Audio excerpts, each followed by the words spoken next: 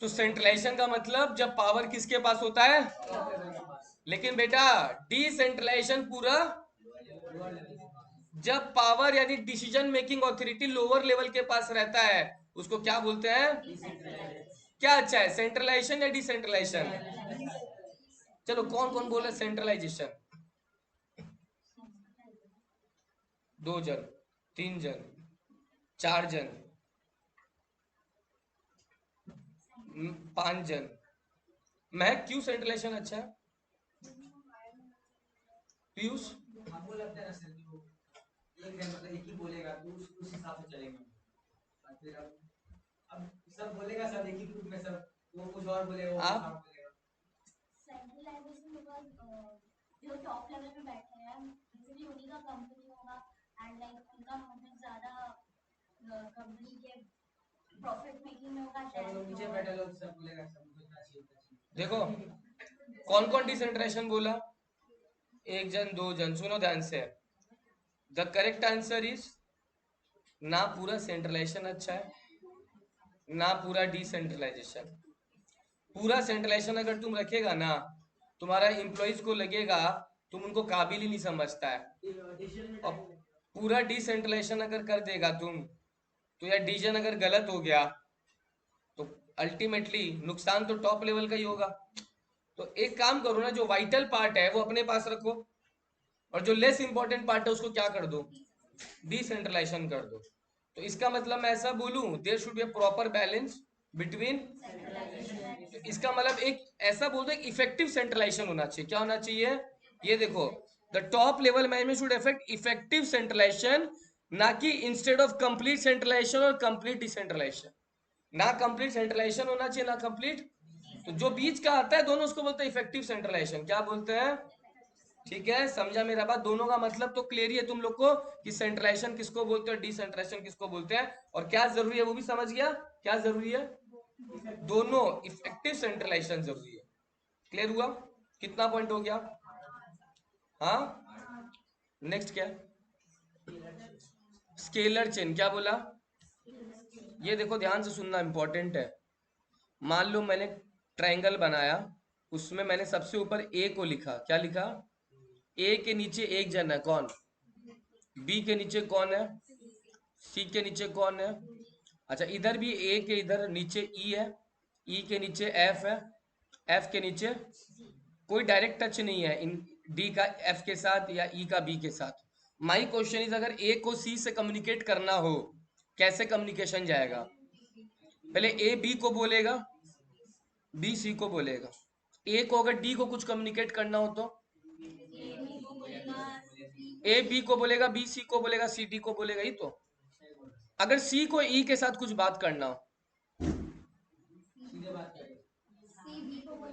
C B को बोलेगा, B ए को बोलेगा, ए ई को बोलेगा। मैंने तो बोला अभी डायरेक्ट कोई रिलेशन है ही नहीं, जो भी बॉस है इसके थ्रू ना इंस्ट्रक्शन जाएगा सारा। अगर सी को एफ के साथ करना हो या एफ को सी के साथ करना हो तो क्या होगा? सी बी को बोलेगा, बी ए को बोलेगा, ए ई को बोलेगा, ई एफ को बोलेगा। यस और नो? बट अब एक चीज समझो, टाइम लग जाएगा, और अगर मैटर बहुत अर्जेंट है। क्या बोला? ये जो ये लोग अभी फॉलो कर रहे हैं ना इसको बोलते हैं स्केलर चेन। अभी जो फॉलो हो रहा है इसको क्या बोलते हैं कि टॉप लेवल वाला मिडल को बोलता है, मिडल वाला लोअर को, लोअर वाला वापस मिडल को बोलता है, मिडल वाला टॉप को। जैसे ये देखो ना, लोअर वाले ने इसको ऊपर वाले को बोला, मिडल वाले ने किसको बोला, फिर टॉप वाला वापस मिडल को बोला, मिडल वाला किसको बोला। बट मैं बोलूं बेटा अर्जेंट मैटर है। क्या बोला मैंने? अर्जेंट मैटर है, इतना टाइम नहीं है कि सी जाएगा बी को, बी जाएगा ए को, ए जाएगा ई को, नहीं है। तो बेटा एक डायरेक्ट लाइन ड्रॉ किया जा सकता है किसके किसके बीच में, सी से लेके इस लाइन को बोलते हैं, क्या बोलेगा, इस लाइन को बोला जाता है जी ए। क्या लिख रहा हूं बोलो? 4 लेटर का है जी ए। चलो और बोलता हूं एन, लास्ट वाला लेटर बोलो क्या हो सकता है, जी ए एन। वेरी गुड, सही तो बोला साधना, हंस पी। गैंग। उसके बाद प्लैंक। क्या बोला मैंने? Gang Planck. प्लैंक जो हम लोग करते हैं ना एक्सरसाइज का वर्कआउट वाला प्लैंक, वही है। प्लैंक एकदम सीधा होता है, यहाँ पे भी एक सीधा लाइन ड्रॉ हुआ, यहाँ पे भी एक प्लैंक वर्ड वहीं से है, प्लैंक मतलब सीधा, एक सीधा लाइन ड्रॉ। किसके बीच में? गैंग ऑफ एम्प्लॉइज के बीच में, बहुत सारे एम्प्लॉइज है ना, straight line between the employees among the employees को बोलते हैं गैंग प्लैंक। गैंग प्लैंक बोलता है बेटा जब अर्जेंट मैटर है। कौन सा मैटर है? इतना स्केलर चेन फॉलो मत कर, बिजनेस घाटा में चला जाएगा, तू रोड पे आ जाएगा। सीधा गैंग प्लैंक ड्रॉ कर लो। रियलिटी में ड्रॉ नहीं होता है, रियलिटी में सी सीधा एफ से बात कर लेता है। बट ये जो प्रोसेस है कि सी सीधा एफ से बात कर लिया, इसको क्या बोलते हैं? Gang plank. समझा जानवी? क्या बोलते हैं?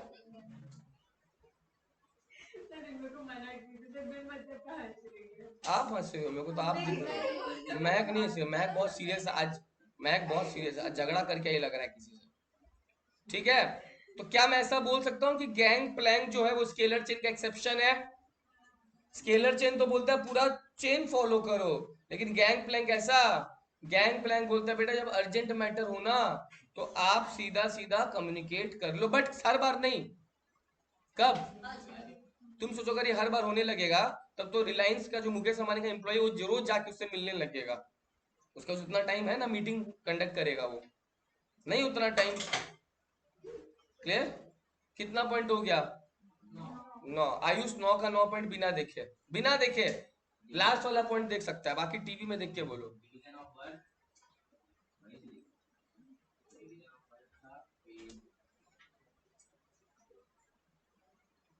डिसिप्लिन नहीं, division of work, authority and responsibility, discipline, unity और डिमांड। डिमांड,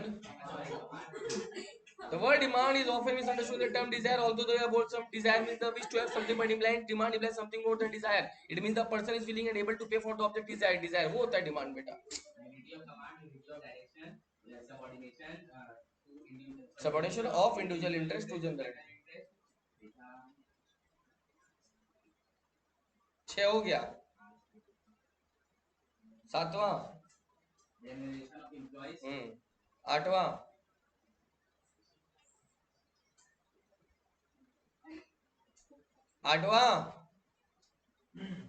8वां क्या था? And decentralization. 9 तो अभी स्क्रीन पे पड़ा है तुम्हारा। ठीक है, नंबर 10 बेटा इज ऑर्डर। देखो क्या लिखा है, ऑर्डर मिला। ऑर्डर मतलब बेटा हम सबको पता है, यस और नो पीयूष बेटा? ऑर्डर मतलब क्या होता है? ऑर्डर मतलब गलत। यहाँ पे ऑर्डर का मतलब ये नहीं, यहाँ पे ऑर्डर का मतलब बेटा सब चीज अपने प्रॉपर प्लेस में होना चाहिए। रॉ मटेरियल्स का भी तो कुछ जगह होता होगा काव्या, उसको उस जगह पे होना चाहिए। मशीन का भी तो एक जगह होता होगा, मशीन उस जगह पे होना चाहिए। यस और नो? कंपनी का जो इक्विपमेंट उस जगह पे होना चाहिए, उसको बोलते हैं ऑर्डर।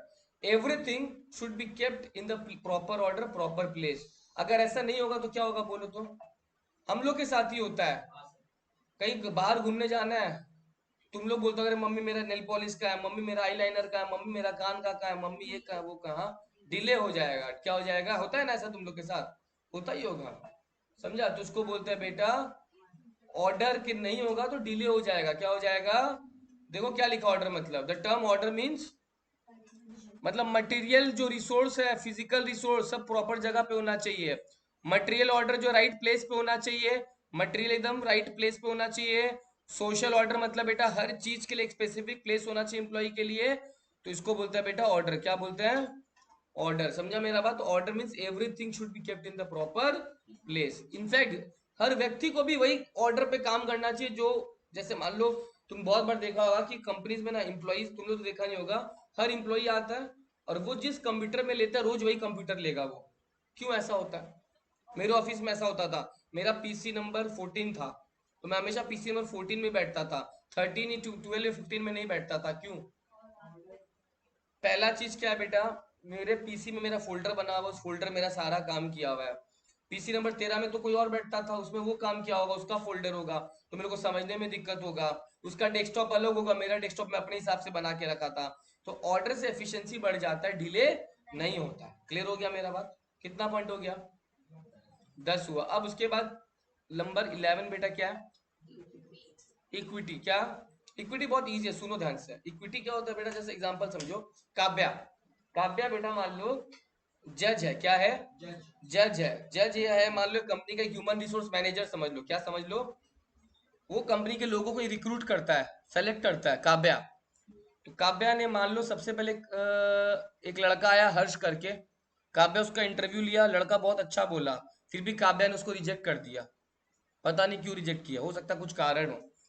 फिर दूसरा लड़का आया मुरली करके, वो भी बहुत अच्छा था, आंसर भी सब सही दिया, फिर भी उसको क्या कर दिया, रिजेक्ट कर दिया। हर्ष को रिजेक्ट किया, मुरली को रिजेक्ट किया। फिर एक और लड़का आया मान लो आयुष्मान करके, उसमें तो कोई कमी ही नहीं था, फिर भी उसको क्या कर दिया। और एक लास्ट और लड़का है मान लो अभिजीत करके, वो बंदा केपेबल था कि सेलेक्ट हो जाए, सबको यही लग रहा था। मैंने खुद उसका इंटरव्यू देखा था, मैं खुद वहीं पे था, बाहर सुन रहा था। मैं होता तो सेलेक्ट कर लेता, मगर काव्या उसको क्या कर दिया, कितना लड़का को रिजेक्ट कर दिया। अब उसके बाद पांचवा श्रद्धा घुसी, उसको एक्सेप्ट कर लिया, जबकि वो कोई कर्म की नहीं थी, उसको एक्सेप्ट ही नहीं करना चाहिए था, सारा आंसर गलत सच बोली, फिर भी काव्या उसको क्या कर लिया। फिर उसके बाद एक लड़की घुसी मान लो सोनाली करके, उसको भी काव्या क्या कर लिया, रिजेक्ट कर लिया था। सेलेक्ट कर लिया। श्रद्धा को भी सेलेक्ट किया, सोनाली, सोनाली को पता नहीं, उसको तो कुछ भी नहीं आता था, उसे गोल्डन रूल पूछ रहे तो कुछ और बता रही है। और एक लास्ट और घुसी मान लो कोई लड़की मान लो काजल करके, उसको भी क्या कर लिया। क्या समझ में आ रहा है काव्या को देख के, बायस्ड है, ठीक है, बायस्ड है, क्या चीज को लेके है, लड़का और लड़की, लड़का को रिजेक्ट करता है, लड़की को क्या करता है, सेलेक्ट करता है। ऐसा नहीं होना चाहिए।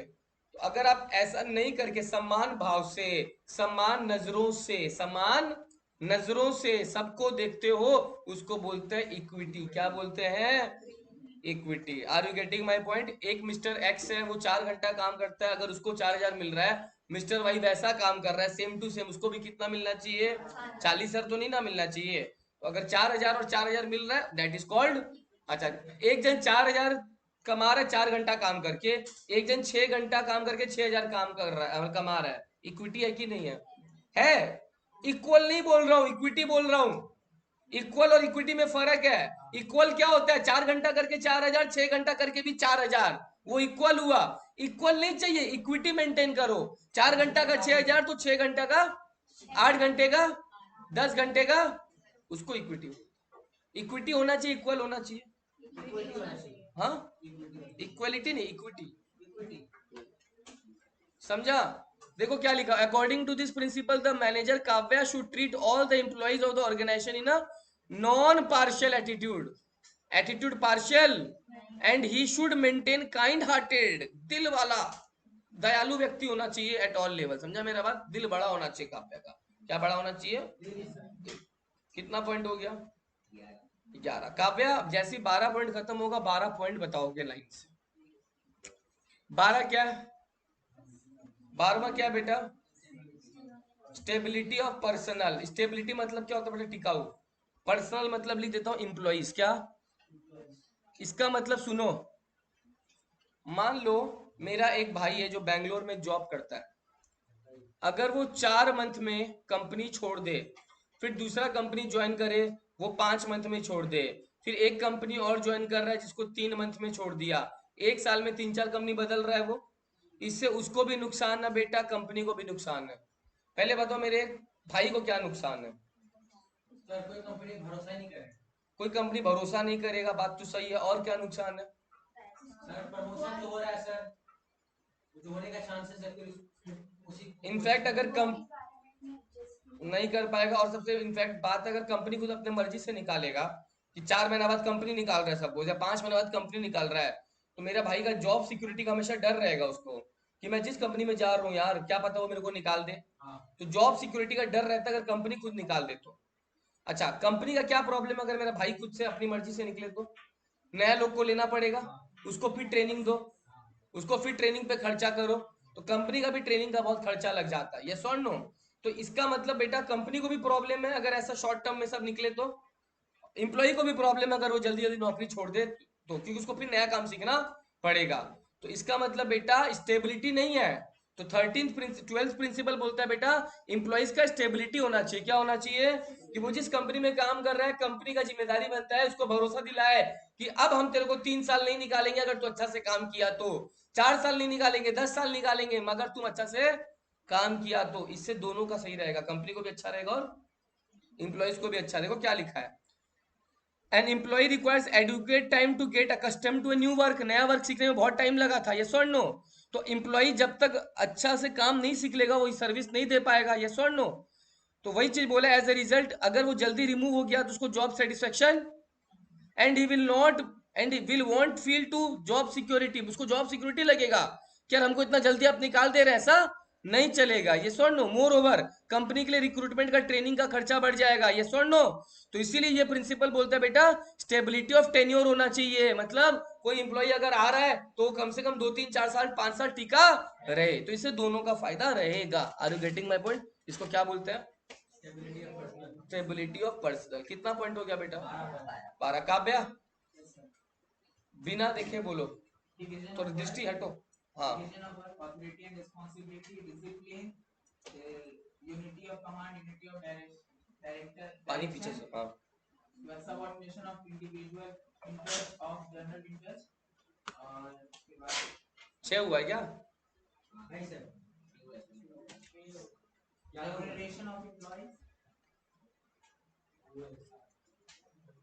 centralization and decentralization. Very good. 8।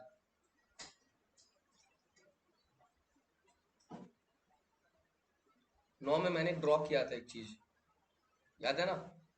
Triangle बनाया था, फिर ड्रॉ क्या था 9 नंबर, उसको चेन बोलते हैं। कौन सा चेन था वो?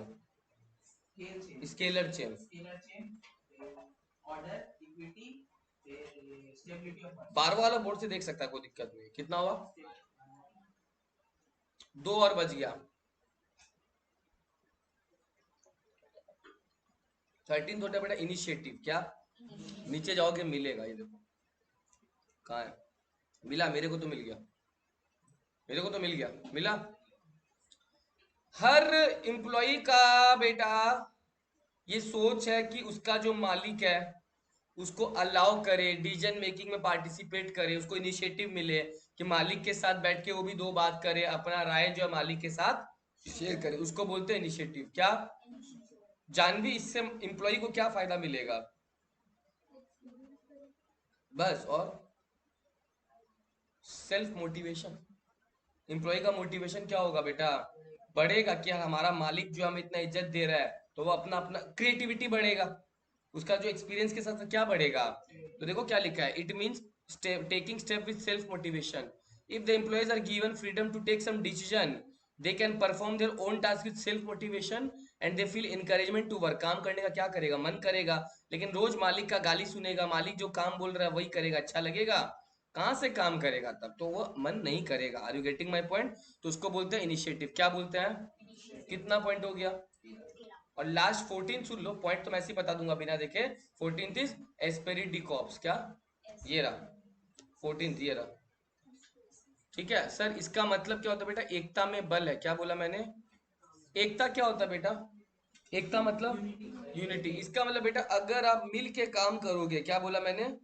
अगर मिल के काम करोगे तो ज्यादा बेटर है ना, अलग अलग अपने हिसाब से काम करो। बोलो तो, मिल के काम करोगे राइट, तो हमारा काम जो है वो जल्दी पूरा हो जाएगा। हो जाएगा। अगर मिल के काम नहीं करोगे बेटा तो काम कभी भी पूरा नहीं हो पाएगा। Are you getting my point? इसको बोलते हैं एस्पिरिट डी कॉर्प्स। क्या बोलते हैं? एस्पिरिट डी कॉर्प्स मतलब समझा, एक दूसरे के प्रति हार्मोनाइजेशन, प्रॉपर कोऑर्डिनेशन मेंटेन होना चाहिए। इसको बोलता है बेटा एस, यहाँ पे क्रॉप्स नहीं होगा बेटा, कॉर्प्स होगा। ठीक है, एस्पिरिट डी कॉर्प्स। ठीक है, क्रॉप तो क्या होता है? फसल होता है, फसल थोड़ी उगाना है, बिजनेस का प्रॉफिट उगाना, राइट? तो एस्पिरिट डी कॉर्प्स। ठीक है, देखो क्या लिखा है, हार्मनी होना चाहिए, म्यूचुअल अंडरस्टैंडिंग होना चाहिए। अच्छा एक चीज बताओ, ये एस्पिरिट डी कॉर्प्स कौन से बिजनेस में ज्यादा लगेगा? किस टाइप ऑफ बिजनेस में ज्यादा लगेगा? Very good. सोल पार्टनरशिप में जरूरत नहीं इसका, मगर पार्टनरशिप में प्रिंसिपल बहुत काम करेगा। अगर उनका राय, उनका जो सोच है वो एक जैसा नहीं होगा ना बेटा, म्यूचुअल अंडरस्टैंडिंग कभी डेवलप। एक एग्जांपल में, अब मेरे को नहीं पता, जैसे मान लो तुम लोगों ने मेरे को गिफ्ट में क्या क्या दिया था, शर्ट दिया था और परफ्यूम दिया था। क्या सबका एक साथ यही सोच था कि अलग अलग सोच आया सबका? कोई कुछ और भी बोला होगा। क्या क्या बोला था? 2 4 आइटम बताओ। क्यों, तुम्हारा क्या सोच था? बता दो ना, बता दो ना। नहीं बता सकते। नहीं बता सकता, ऐसा कुछ है? ऐसा क्या है?